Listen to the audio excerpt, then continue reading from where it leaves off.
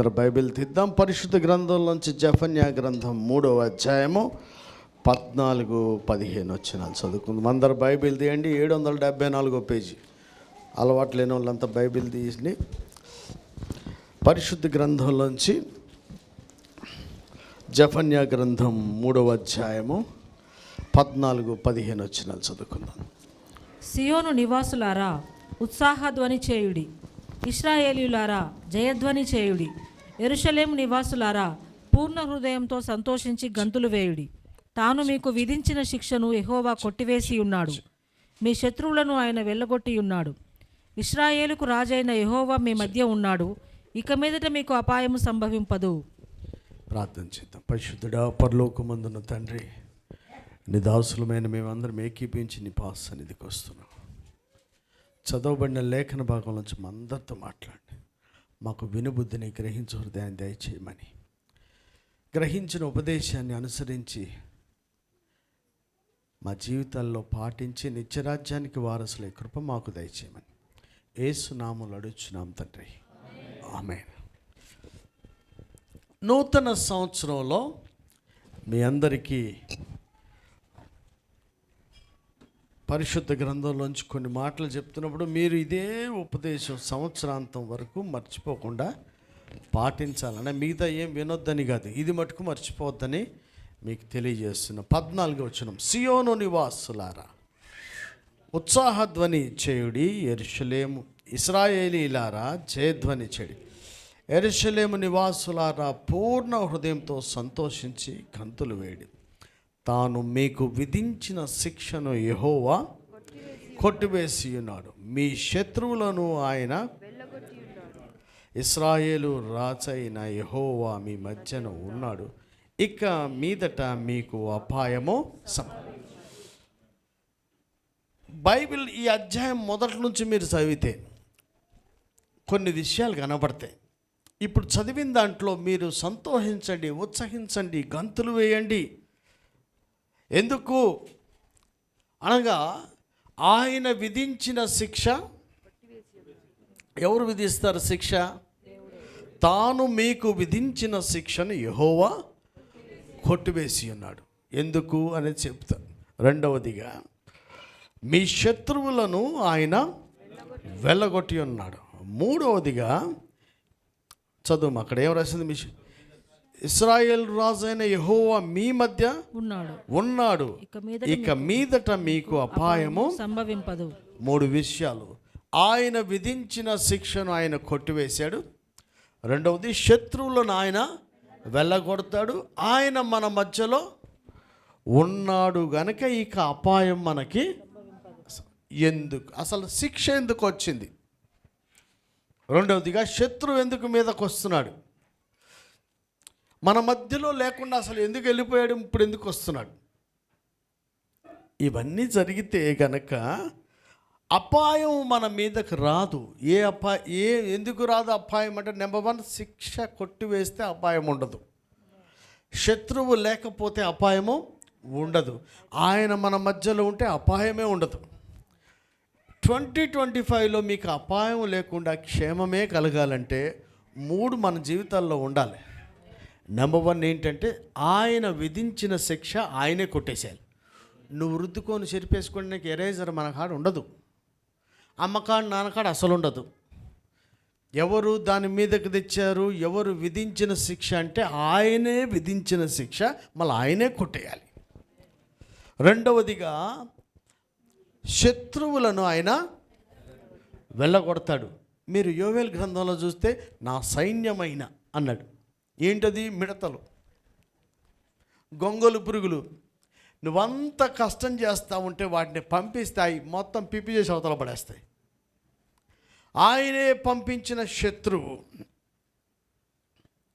ఆయన మళ్ళీ దాన్ని వెళ్ళగొట్టేస్తాడు లేకుండా. తర్వాత చివరిగా ఆయన మన మధ్యలో ఉంటాడు, అప్పుడు అపాయం మనకి రాదు. ఈ 3 జరగాలంటే అసలు శిక్ష ఎందుకు వచ్చింది, ఎందుకు వెళ్ళిపోయాడు, ఎందుకు శత్రువు దాడి చేస్తున్నాడు అన్న విషయాలు మీకు నేను చెప్పి త్వరగా ముగిస్తాను. జెఫన్యా గ్రంథంలో, అదే గ్రంథంలో అసలు దేవునికి కోపం ఎందుకు వస్తుంది, ఎందుకు శిక్షిస్తున్నారు? అమ్మ మీరు అందరం వింటున్నారా? ఈ సంవత్సరంలో ఆయన మీ శిక్షను కొట్టివేయాలంటే, రెండవదిగా ఆయన శత్రువులను వెళ్ళగొట్టాలన్నా, ఆయనే మన మధ్యలోకి రావాలంటే, ఆయన కోపం పుట్టించే శిక్ష తెచ్చుకునే పనులు మనం చేయకూడదు. అసలు ఎందుకు శిక్ష వస్తుంది, ఎందుకు కోపం వస్తుంది అన్న విషయాలు ఇదే గ్రంథంలో చదివితే మనకు అర్థమవుతాయి. నెంబర్ 1, 1 అధ్యాయం 6వ వచనం చదువుమా. యెహోవాను అనుసరింపక ఆయనను విసర్జించి ఆయన యొద్ద విచారణ చేయని వారిని నేను నిర్మూలము చేసేదను. చాలబ్బా. నెంబర్ 1, గత సంవత్సరంలో మీరు ఎలా బతికారో నాకు తెలియదు. మీ గురించి మీకు తెలుసు, నా గురించి నాకు తెలుసు. ఏదన్నా ఒక ఇష్యూ వచ్చినప్పుడు ఇంట్లో కానీ ఇంకా మరి ఏది కానీ పర్సనల్గా కానీ ఎవరి మీదకి దేవుని కోపం వస్తుందట. ఎవరి మీద కోపం వస్తుంది? ఆయన యొద్ద విచారణ చేయక. అయ్యా 24 కాదు, ఇంకా ముందు కాదు, ఎప్పుడైనా ఏమన్నా ఇట్లాంటివి చేస్తుంటే దానికి ఫలం మనం అనుభవిస్తూనే ఉంటాం. ఈ సంవత్సరం అయినా సరే నీ శిక్షను కొట్టివేయాలంటే ఆయన దగ్గర విచారణ చేయకుండా ఏది చేయొద్దు. ఆయన అంటే అపాయం వచ్చినప్పుడు అపహాస్యం చేస్తాడట. ఇప్పుడేం ప్రార్థన చేసినా వింటాడని లేదు కదా. ఇప్పుడేం చేస్తాడట? అపహాయం వస్తే ప్రార్థన చేస్తుంటే అపహాస్యం చేస్తాడట. రీజన్ ఏంది? ఆయన దగ్గర విచారణ, శిక్ష ఎందుకు వస్తుంది, కోపం ఎందుకు వస్తుంది దేవునికంటే మనం చేసేది చిన్నదైనా పెద్దదైనా. బైబిల్ గ్రంథంలో ఆయన మనం ఏం చేయాలో చెప్పాడు. ఎక్కడ నువ్వు పర్సనల్గా నీ గుండెలో ఏం ఉంచుకోవాలో చెప్పాడు, ఏం ఉంచుకోవద్దో చెప్పాడు. ఇల్లు ఎలా ఉండాలో ఉండకూడదో చెప్పాడు. జీవము కలిగిన దేవుని మందిరంలో ఎలా జీవించాలో జీవించకూడదో చెప్పాడు.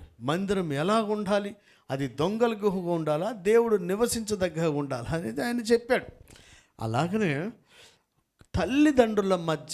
తల్లిదండ్రులు పిల్లల మధ్యలో బంధాలు ఎట్లుండాలో కూడా చెప్పాడు.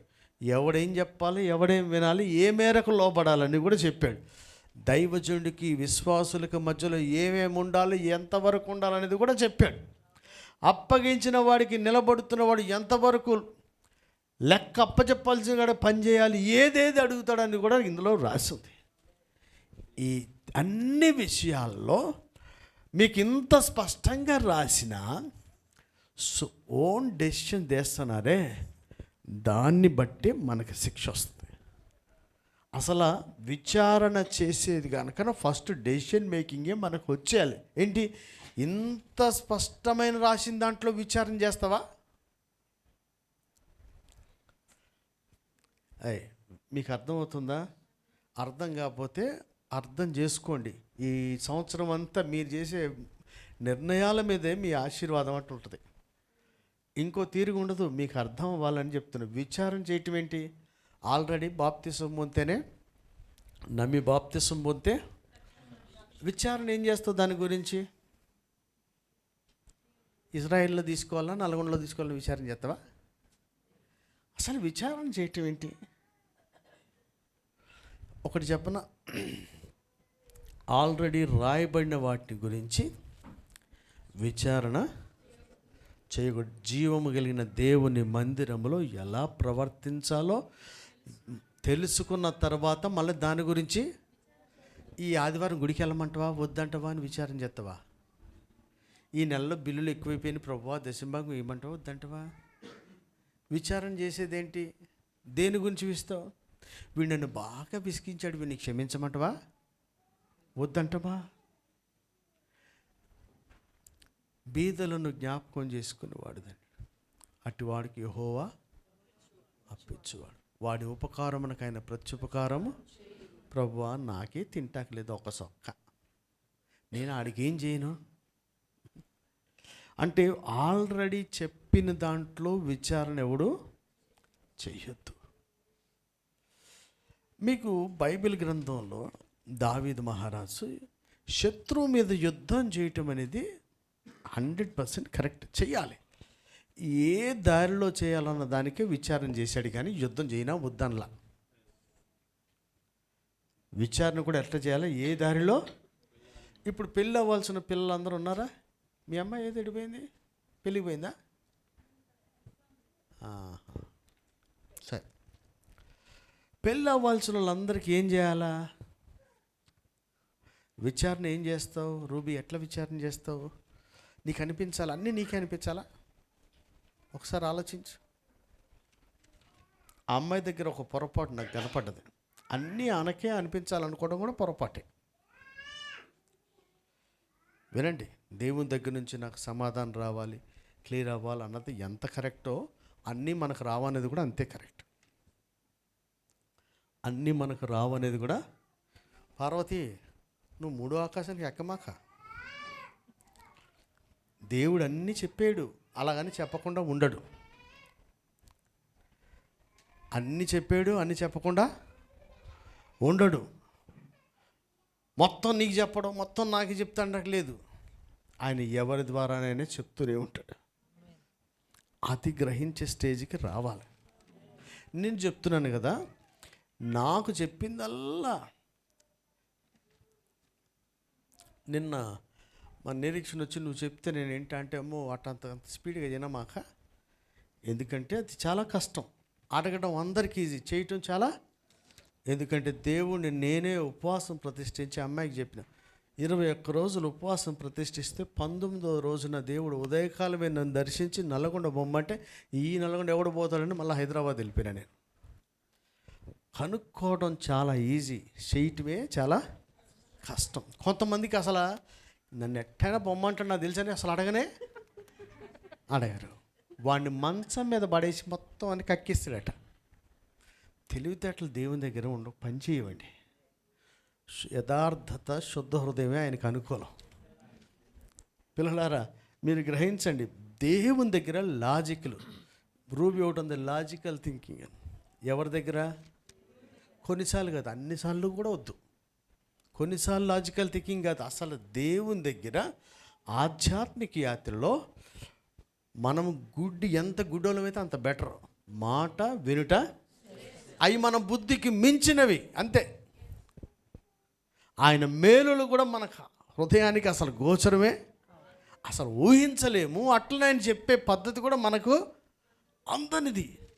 ఇక్కడ చూస్తే దేవుడు నాకే చెప్తే నేనే మళ్ళీ దేనికోసం చేసింది అదే దానికోసం ప్రార్థన చేసి, అదే దేవుడు చెప్తే దాన్ని పాటించనందువల్ల నేను చెప్పిన పాపకి నిరీక్షణ ఏమో ఇప్పటిదాకా నా దరిద్రం వెంటాడుతూనే ఉంది. ఒక్కసారి దేవుని సన్నిధికి వచ్చిన తర్వాత, వేడుకున్న తర్వాత, ఆయన మంచి చేయువాడు అని నమ్మితే ద బెస్ట్ ఇస్తాడని అడిగినప్పుడు ఇమీడియట్గా మనం దాన్ని మళ్ళా నా బుద్ధితో ఆలోచించు, అమ్మో ఈ ఊరు ఎవడు పోతారని అటుపోయినందుకు నేను చెప్తున్న పిల్లలందరికీ నా బాధలు కాదు, నా ఫెయిల్యూర్స్ చెప్తా. ఏంటండి, మీరెవరు నాలాగా నష్టపోద్దని. వీడికి అదే చెప్తా, రంజిగాడికి అదే చెప్తున్నా. ఏం వెయిట్ చేసి ఇప్పుడు దాకా అప్పులు చేస్తున్నాయి నాకు. ఏం వెయిట్ చేయకుండా పోయినోడు 1000 మందికి దీవెనకరంగా ఇచ్చువాడిగానే ఉంచాడు. ఏం సాధిస్తావు నువ్వు? ఏ ఓడెక్కిన రంజి, ఏ విమానం ఎక్కిన తిప్పి తిమింగల నుంచి కక్కించినట్టు కక్కిస్తాడు. ఎందుకంటే ఆయన చెప్పాడు, అది ఆయన చెప్పింది. నాలాగా ఎవరు నష్టపోదు. 2025లో దేవుడు మనల్ని నియమించాలంటే ఆయన యొద్ద విచారణ చేయకుండా ఏ పని చేయొద్దు. మీరంతా సైలెంట్ అయిపోతున్నారు. కొత్త సంవత్సరంలో ఇట్లాంటి బాధలు పెడుతున్నాడని. బాధలు పెడతలేదండి. ఒకరిని ఆపరేషన్ థియేటర్ తీసుకెళ్ళేటప్పుడు ఎన్ని బాధలు ఉంటాయి, ఈరోజు అన్ని బాధలు ఉంటాయి మీకు. నెక్స్ట్ నుంచి మీ లైఫ్ స్పాన్ పెరుగుతుంది. కొంచెం ఇబ్బంది అవుతుందేమో, కానీ దీనివల్ల మీకు ఆధ్యాత్మికంగా మీరు ఊహించిన దానికంటే ఎక్కువ మేలు దేవుడు చేస్తాడు. హల్లెలూయా. నెంబర్ 1, ఎందుకు శిక్ష వచ్చిందంటే ఆయన యొద్ద విచారణ చేయనందువల్లే శిక్ష. విచారణ చేసి నేను సాధించి విచారణ ఎందుకు చేస్తాం? నువ్వేమంటావు తెలుసుకుందామని దేవుణ్ణి అంటావా? నేను ఆల్రెడీ ఫిక్స్ అయినా కానీ నువ్వేం చెప్పు, ఏదో ఒకటి చెప్పు. అరే నేను అట్లనే చేసినా కానీ దాన్ని అనుభవిస్తున్నా సార్. నేను మళ్ళీ చెప్తున్నా, అంత ప్రార్థన చేసి అంతది సర్వశక్తుడు ఈ దీనుని దర్శించి పగలు 9 గంటల అరౌండ్ టైంలో రూమ్లోకి వచ్చి ఒక మనిషిలాగా మాట్లాడి నల్లగొండ బొమ్మటి ఏం కుక్క బుద్ధి, మళ్ళీ వెంటనే అనుభవిస్తూనే ఉన్నా. కానీ మీరెవరట్లా చేయకండి. మీరెవరట్లా. దేవుని శిక్ష ఎందుకు వస్తుందంటే ఆయన యొద్ద విచారణ చేయకుండా ఓన్ డెసిషన్ చేస్తే దేవుని శిక్ష మనకి వస్తుంది. శిక్ష కొట్టివేయాలంటే ఏం చేస్తాడు? మాఫండో మళ్ళా ఇప్పుడైనా సరే అని చెప్పినట్టుగా మనం చేయాలి. 2వ మాట చదువుమా, 1వ అధ్యాయం 12వ వచనం చదువు. ఆ కాలంలో నేను దీపములు పట్టుకొని యెరూషలేమును పరిశోధింతును. మడ్డి మీద నిలిచిన ద్రాక్షారసము వంటి వారై యెహోవా మేలైనను కీడైనను చేయువాడు కాడని మనస్సులో అనుకొను వారిని శిక్షింతును. ఎక్కడట దీపం పట్టుకొని చూసేది? దీపం పట్టుకొని ఎక్కడమ్మా పాప? ఎక్కడ? యెరూషలేమును. యెరూషలేం అంటే ఏంది? అది దేవుని ఇల్లు, మహారాజు పట్టణం. మనమే ఏముండేది ఎక్కడ? ఎవడుండేది? ఆయన బిడ్డలే ఉంటారు. అక్కడంట దీపం పట్టుకొని ఇట్టా చూస్తుండట. దీపం పట్టుకొని చూడడం అంటే ఏంటంటే డీప్గా పరిశీలనగా చూడటం. చూస్తే అందులో ఎవడు కనపడుతుందంట? యెహోవా మేలైనను. అంతా మన రాత మనం ఏం చేస్తే అది వస్తుంది. ఇక దేవుడిది ఏముంది? దేవుడిది ఏదీ లేదనుకునేవాడిని దేవుడు వాడిని బాగా శిక్షిస్తాడు. రేపు పిచ్చోళ్ళారా, మీరైనా నేనైనా ఈ స్థితి కృప ద్వారానే మనకు వచ్చింది. బైబిల్ని నమ్మితే కృప ద్వారానే రక్షించబడ్డాం. కృప ద్వారానే పరిశుద్ధాత్మ, కృప ద్వారానే వరాలు, కృప ద్వారానే సామర్థ్యం, కృప ద్వారానే యాజకత్వం కూడా కృప ద్వారానే. ఏది ఉట్టిగా నీ అలా వచ్చేయలేదు. అది నువ్వు చేసిన దానికి నమ్మకత్వం ఉన్నదానికి ఏమి రాలేదు. నమ్మకమైన వాడికి దీవెనలు ఇస్తాడు, కానీ అసలు ఇచ్చిన పొజిషన్ ఏదైనా సరే కృప ద్వారానే ఇవ్వబడింది. యెరూషలేములో ఉన్న వాళ్ళంట, వాళ్ళు కూడా దేవుని వలన అమ్మ చదువు, యెహోవా మేలైనను కీడైనను చేయువాడు కాడని మనస్సులో అనుకుని వారిని శిక్షింతును. ఆయన ఏమి చేయకపోతే ఈడేం చేస్తుంది? ఈడికి వచ్చేద్దా? అట్లా అనుకునే వాళ్ళు ఎక్కడున్నారట? ఎక్కడున్నారు? యెరూషలేములోనే ఉన్నారు. ఇలా అనుకునే వాడిని ఆయన శిక్షిస్తాడట. అయ్యి బాబు, కొత్త సంవత్సరం వచ్చింది, మేలు చేస్తాడు ఆయన. ఆయన మనల్ని హెచ్చించువాడు. ఆయనే మేలుతో తృప్తిపరచువాడు. మంచి గోధుమ పంటతో తృప్తిపరచువాడు. తేనెతో తృప్తిపరచువాడు ఆయన తన బిడ్డలను. ఏందిరా నీ కష్టం అనుకుంటావు, నీ తెలివి అనుకుంటావు, ఏంది ఇవన్నీ ఉట్టి మాటలు. నాకు నిన్న అట్లా చాలా రోజులకి నేను కట్టంగూరు మించి వస్తున్నాం, మనం పోయి వస్తున్నాం కదా.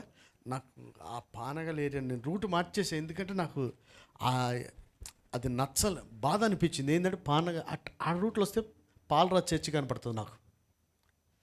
ఇటు తిప్పారన్న దాసుని కారు. ఎట్లా అంటే ఆయనకి యాక్సిడెంట్ ఎట్లా చచ్చిపోయిందో తెలుసా మీకు? అసలు ఒక కారు కొట్టింది, పోయింది. భార్యాభర్తలు ఇద్దరు పడిపోయారు. భార్య పడిన వాళ్ళు ఇద్దరికి ఏం కాదు, ఇద్దరు లేచి బండి లేపేటప్పుడు ఇంకోటి వచ్చి కొట్టింది, దెబ్బ అవుట్ అయిపోయింది. ఎందుకంటే అట్లా చస్తే ఇది భార్యకి ఇంత ఇంత కూడా గుచ్చుకోవాలి, ఏం కాలేదు ఆమెకి. అంటే అసలు ఎట్లా చావు వస్తుంది అనేది ఎవరికి తెలియదండి. నేను అప్పటికి 2 సార్లు, నేను గొప్ప కాదులేండి, ఇంకెంతమంది అన్నారు, రేపు పాలరాజు నిన్ను దేవుడు పిలిచిందేంది, ఈ యాదవుల కుటుంబంలోంచి వచ్చావు, నువ్వు రక్షించబడ్డావు, ఇక్కడ సేవ చేస్తున్నావు, నువ్వేందిరా దేవుని దాసుడువా, ఎవడికో దాసుడువా, చేపల మార్కెట్లో చేపలు పడుతున్నావేంది, ఇక్కడ సేవకుల మీటింగ్ జరుగుతుంది, నువ్వు ఎక్కడ పోయినావు, అసలు నీ పద్ధతి ఏంది, ఇది మంచిది కాదు అన్న. వాడి చర్చికి సాయం చేస్తుంది. అబ్బా చర్చికి సాయం అయిందిరా, చర్చి ఆయనది, పిలిచినోడు ఆయన, ఆయన ఏమన్నా చేస్తాడు. తూర్పు గాలిని పంపిస్తే ఏమన్నా జరుగుతుంది. వాడికి నువ్వు చేయటం అంటే నాకు పని ఉంది. ఆఖరికి ఏం చెప్పి తెలుసా, నేను ఊర్లో లేనన్నా తెనాలి వెళ్ళానని చెప్పాడు. అబద్ధాలు. ఒకడు ఇంట్లో తెచ్చాడు, ఆడేదో చర్చికి డబ్బులు ఇస్తానంటే, ఆఖరికి ఆ డబ్బులు ఇస్తానికి వెళ్ళినప్పుడే యాక్సిడెంట్ అయ్యి, తెచ్చుకుంటాకి వెళ్ళినప్పుడే. ఇంకో రీజన్ లేదటబ్బా. అంటే ఇక్కడ ఏంది, ఇప్పుడు 2వ మాట ఏంది, దేవుని వలన మేలైన అంతా నీ తెలివితేటలే. ఆడిస్తాడంటే సాయం, ఈడిస్తాడంటే, అరే ఘనత మెప్పు యెహోవానే కలుగును. ఆయన ద్వారం తెరిచి ఎవడు కూడా ఓరి నీ కథ ఏంది, అసలు నీ వల్ల నీ ప్రయత్నాలు ఏందబ్బా. దేవుణ్ణి కాకుండా చేసినోడికి అపోస్తుల కార్యంలో ఏమని తెలుసా, ఇది దేవుని వలన అయితే దీన్ని ఎవడు ఆపలేడు, దేవుని వలన కాదా మీరు వ్యర్థులైపోతారన్న. అరే దేవుని వలన కాని దానికోసం ఎందుకు ఆరాటం చేస్తావు, లాస్ట్కి అది వ్యర్థమైపోద్ది. ఎవరి మీదకి శిక్ష అంటే ఇదే దేవాలయంలో యెరూషలేములోనే ఉంటారు. వాళ్ళని లైట్ పట్టుకొని మరీ సొత్తుండంట. ఇందులో కూర్చున్న వాళ్ళు ఏమంటున్నారు, దేవుని వలన నా ఉద్యోగం నాకుంది, నేను సేఫ్, నా వ్యాపారం నాకుంది, నాకు సేఫ్, నా ఆస్తి నాకుంది, సేఫ్. ఏంది ఇది? దేవుని వలన మేలు, కానీ నా ఫిక్స్డ్ వల్ల నాకు సేఫ్, నా సర్టిఫికేట్ వల్ల నాకు ఉద్యోగం. అరే, దేవుని వలన మేలైనా కీడైనా జరగదు అనుకునేవాడిని యెహోవా నెంబర్ 1 ఆయన యొద్ద విచారణ చేయండి. ఎవడు పడితే ఆడు చేస్తాడు, భక్తుడే చేయాలి, కానీ ఆడు చేస్తలే, ఓన్ డెసిషన్స్. అలాంటి వారికి శిక్ష. రెండవదిగా, దేవుని వలన మేలైనా కీడైనా ఆయన ఏం చేయడు అనుకునేవాడి మీద శిక్ష. 3వ మాట చదువు, 17వ వచనం చదువు. జనులు యెహోవా దృష్టికి పాపం చేసిరి గనుక. చాలబ్బా, ఎవరి మీదకి శిక్ష వస్తుందట? వినండి, యెహోవా. నేను రూబీ, మనం 1000 మందికి సమాధానం చెప్పాలి. వింటున్నావా? మనకు ఒక విషయం బాగా అర్థం కావాలి పిల్లలారా. ముఖ్యంగా ఫారిన్ కంట్రీస్లో వెస్ట్రన్ కల్చర్ ఎక్కువ ఉన్నక్కడ మనుషుల దృష్టి ఎక్కువైపోతుంది.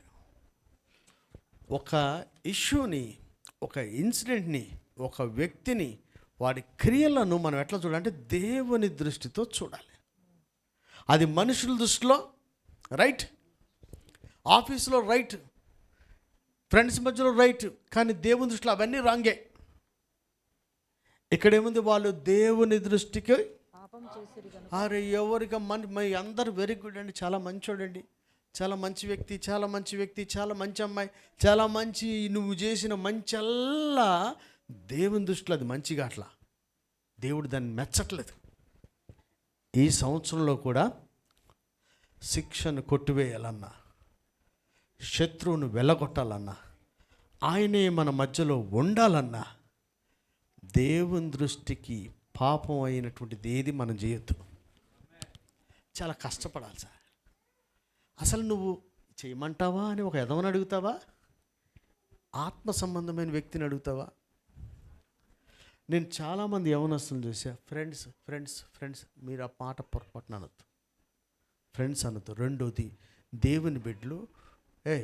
నువ్వు బైబిల్ చదువుతున్నావు అనుకో, నీ బైబిల్ చదవని చెల్లె బోడి సలహా నీకు అవసరం లేదు. అసలు చెల్లి అయితేంది, ఎవడైతేంది, ఏమ్మా నీ ఆడబిడ్డలతో నీకేం సంబంధం, మన చుట్టంతో మనకేం సంబంధం, మీ ఆఫీసర్ ఎంత మంచోడైతేంది, బాస్ అయితేంది, ఆడితో నీకేంది.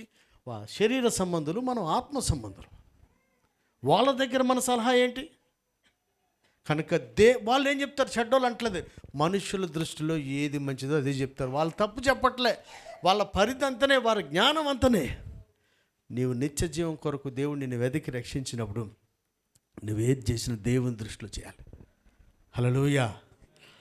అది వస్తే మళ్ళీ చెప్తున్నా కదా, ఆయన మన శిక్షను కొట్టివేస్తాడు. రెండవదిగా, శత్రువును వెళ్ళగొడతాడు. మూడవదిగా, ఆయనే మన మధ్యలో ఉంటాడు. నెంబర్ 1, దేవుని దగ్గర విచారణ చేయకపోతే శిక్ష. నెంబర్ 2, ఇక్కడే ఉంటూ, చర్చిలోనే ఉంటూ, మందిరంలోనే ఉంటూ, యెరూషలేములోనే ఉంటూ ఆయన అంటే అందరి దృష్టిలో మంచిగా అనిపిస్తాం. దేవుడు ఇట్లా టార్చ్ లైట్ పెట్టి చూస్తే ఏం చేయలే, మన ఉద్యోగం మంది, మన జీతం మంది, మన ఆస్తి మంది, మన భక్తి మంది, మన ఫ్యామిలీ మంది, మా పిల్లోడు మంది, ఇవన్నీ ఉటియే. ఆయనే మేలైన కీడైన చేయాలి. ఆయన చేస్తాడు, ఆయనే అన్న భావన మనకి నరనరాలకు వచ్చేయాలి. మనదనేది స్వశక్తి మీద నమ్మొద్దు. ఆయనే.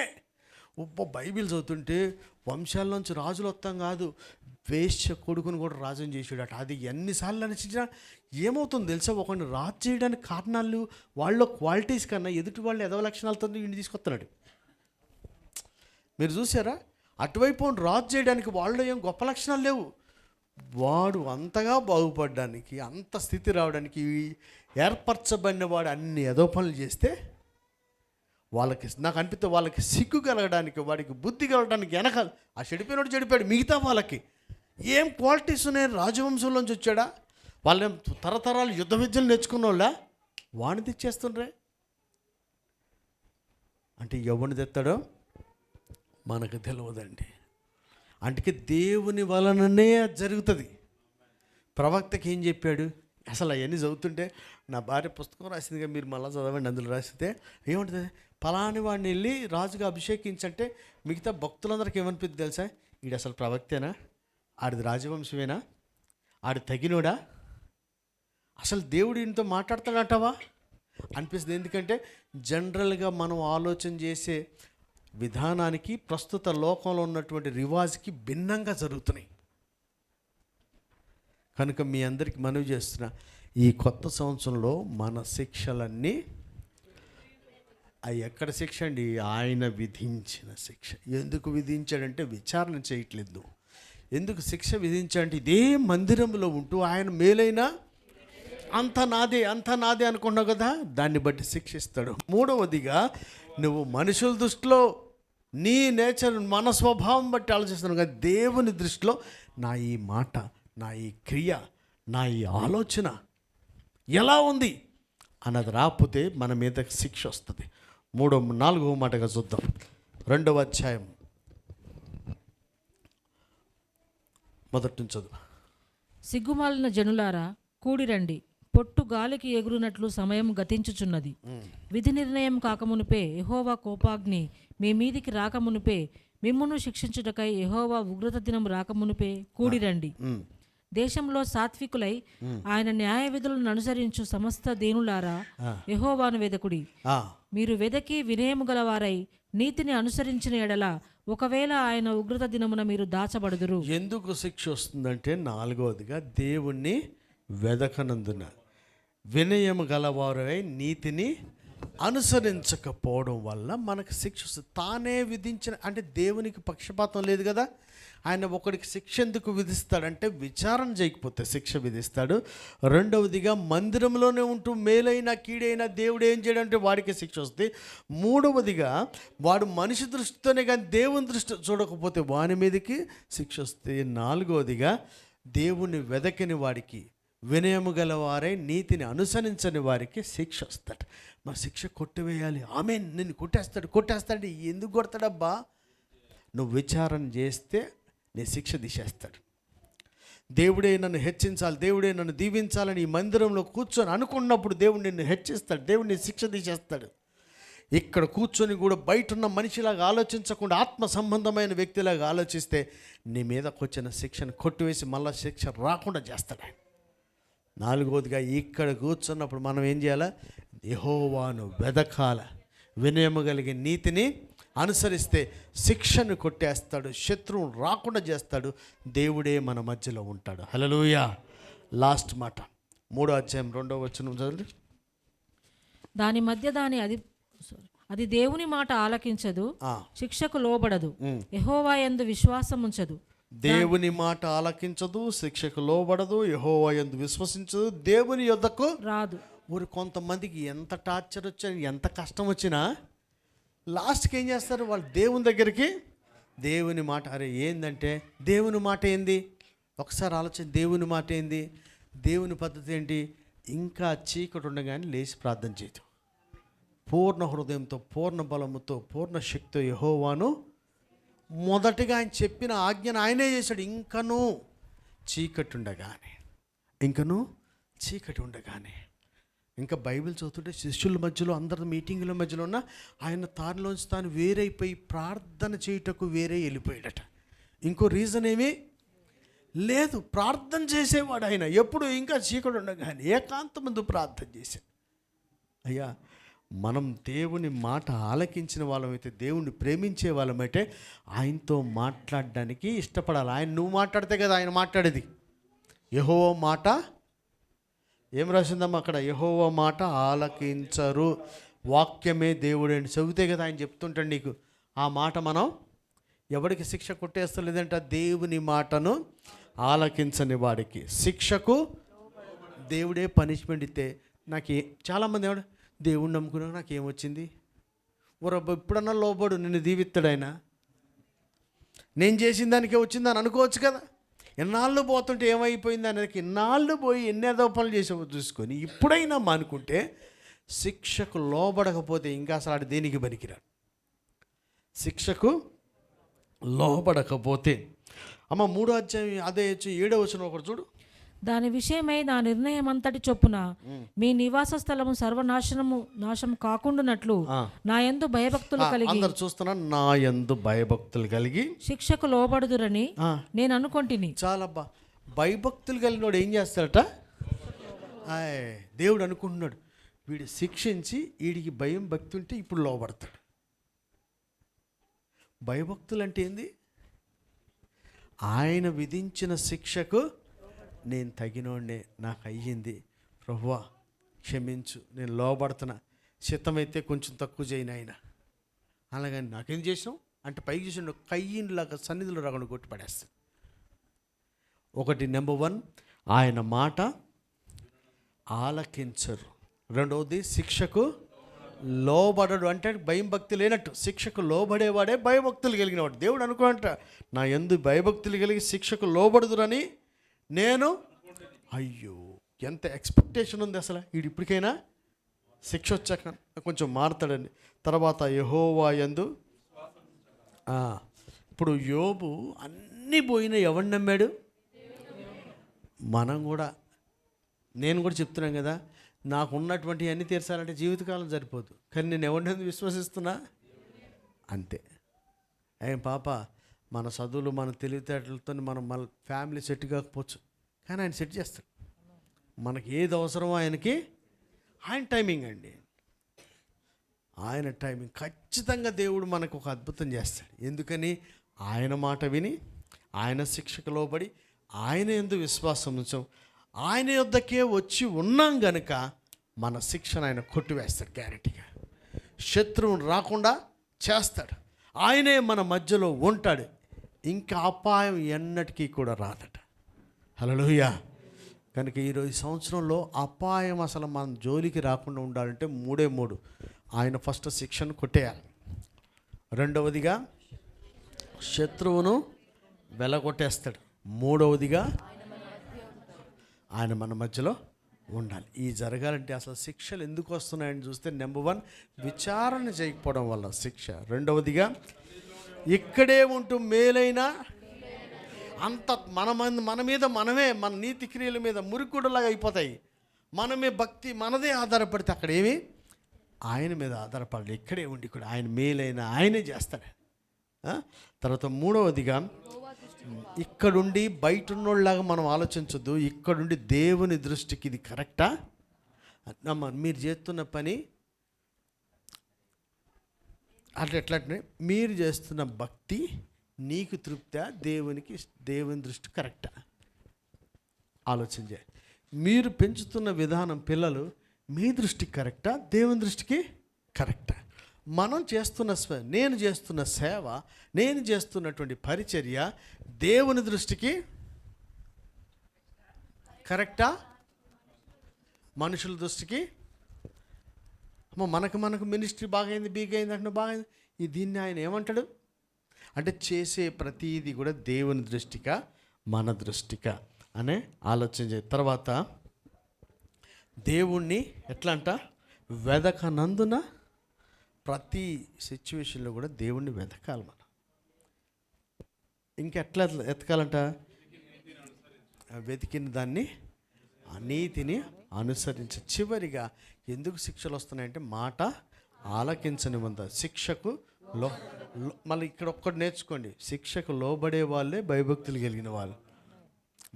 శిక్షకు లోబడిన వాడికి అసలు భయభక్తులు కనుక. మూడవ మాట, యెహోవా యందు విశ్వాసం ఉంచును. నాలుగవదిగా, దేవుని యొద్దకు రాని. ఇలా రాని వారికి శిక్ష వస్తుంది. కొత్త సంవత్సరంలో మనం ఇప్పుడు చదువుకున్న మనం చేయకుండా, నెంబర్ 1 మళ్ళీ ఏంది, అన్ని విషయాలు దేవుని దగ్గర విచారణ చేద్దాం. ఇక్కడ కూర్చున్నప్పుడు మేలు చేసినా ఏం చేసినా ఆయనే చెయ్యాలి. మన క్రియల వల్ల మనం ఏం చేసుకోవాలి, ఆయనే చెయ్యాలి. మూడవదిగా, మనము మన దృష్టిలో కాకుండా దేవుని దృష్టిలో మనం చేసే పనులు కరెక్ట్గా ఉన్నాయో లేదు చూసుకోండి. నాలుగవదిగా, దేవుణ్ణి వెతకాలి. వెతికిన తర్వాత నీతిని అనుసరించి. నాలుగవదిగా, మాట ఆలకించకుండా మాట విందాం, శిక్షకు లోబడదాం, దేవుని యందు విశ్వసిద్దాం, ఆయన దగ్గరికి వద్దాం. ఆయన శిక్షను కొట్టివేస్తాడు, శత్రువుని రాకుండా చేస్తాడు, మూడవదిగా ఆయనే మన మధ్యలో ఉంటాడు. అపాయం మనకి రాదు. ఈ కొత్త సంవత్సరంలో ఎవరికి అపాయం రాకుండా, శిక్ష కొట్టివేయబడినట్లు, శత్రువు మన మీద రాకుండానట్లు, ఆయనే మన మధ్యలో ఉన్నట్లుగా పై చెప్పిన 5 విషయాల్లో విధేయులుగా ఉంటూ మనం అపాయం లేని జీవితాన్ని ఈ 2025లో పొందుకుందాం. దేవుడి మాటలు దీవించుగాక. ఆమేన్. ప్రార్థన.